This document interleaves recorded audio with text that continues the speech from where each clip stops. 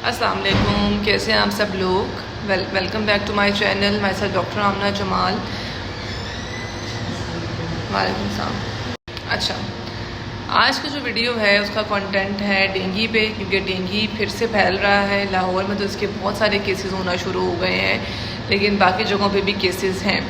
देखें, डेंगू की डिटेल मैंने अपनी एक पिछली वीडियो में भी डाली है, मैं उसका लिंक भी इसमें शेयर कर दूँगी, जिसमें मैंने डेंगू के बारे में बताया था कि डेंगू जो है वो क्या है, बेसिक सारी मैं उसमें बता चुकी हूँ आपको। यहाँ हम बात करेंगे डेंगू के ट्रीटमेंट की, कि डेंगू जो है बेसिकली उसका ट्रीटमेंट आप घर पे कैसे कर सकते हैं।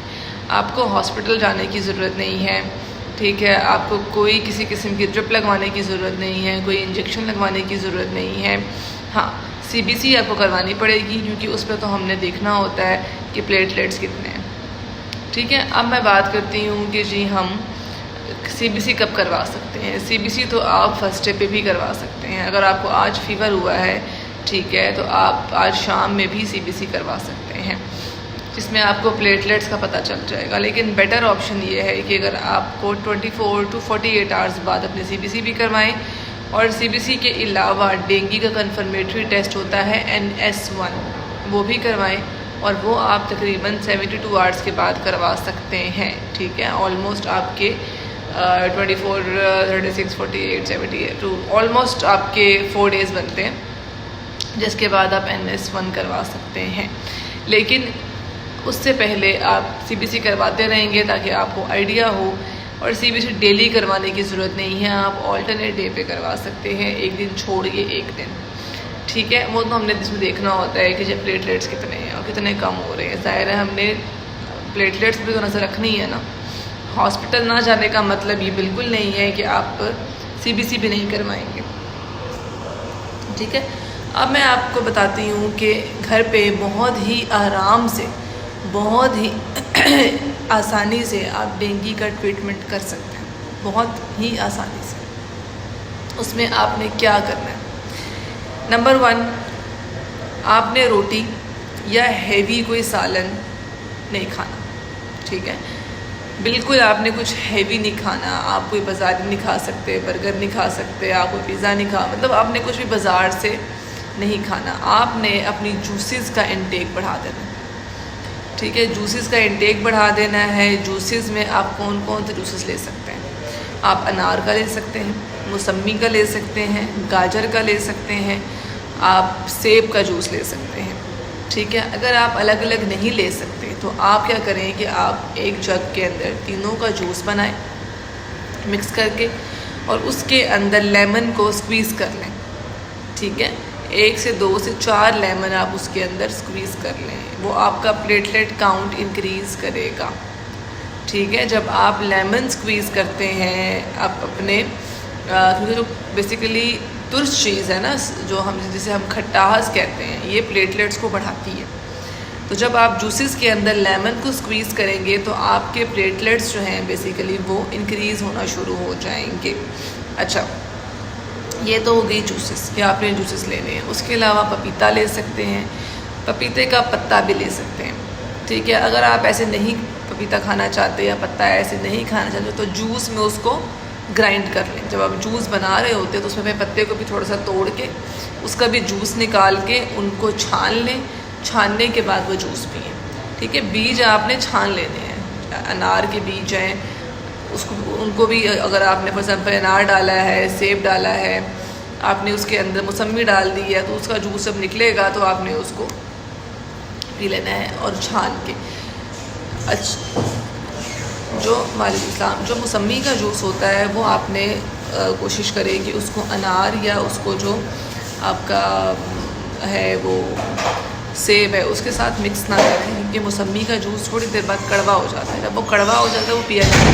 कोशिश करें उसको अलग बनाएं मौसम्मी के जूस को, ताकि उसको आप फ़ौरन से पी लें। उसको आप रख नहीं सकते, अगर आप उसको रखेंगे तो वो कड़वा हो जाएगा। तो जूसेस का इंटेक बढ़ा दें। इसके अलावा आप नींबू पानी पी सकते हैं, बहुत ज़बरदस्त है नींबू पानी इसके अंदर, ठीक है। उसमें नमक डाल के, चीनी डाल के और नींबू निचोड़ के अच्छा खासा उसका क्वांटिटी लेके बनाएं, और उसको जितना हो सके उतना पिएं।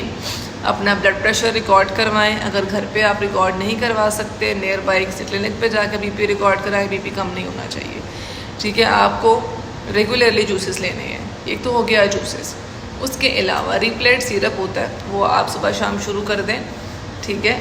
अब प्लेटलेट ऐसे नहीं है कि आपके देखें डेंगू का एक बेसिकली होता क्या, आपके प्लेटलेट्स पहले कम होंगे, ठीक है, 3 to 4 डेज़ कम होंगे, चाहे आप भी जूसेस भी ले रहे हैं, आप सिरप भी ले रहे हैं और आपके मेरे प्लेटलेट्स क्यों नहीं भर रहे।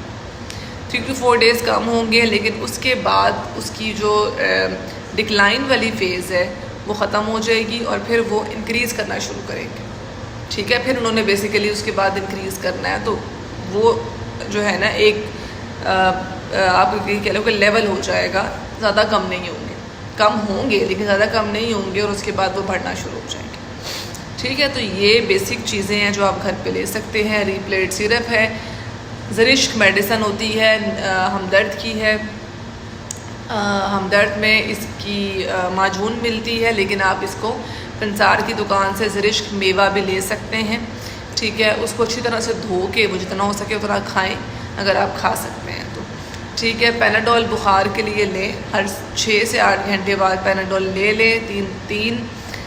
दिन में 3 दफ़ा पैनाडोल लें, 2 गोलियां पैनाडोल की पानी के साथ ले लें। इसके अलावा कोई दवाई लेने की ज़रूरत नहीं है।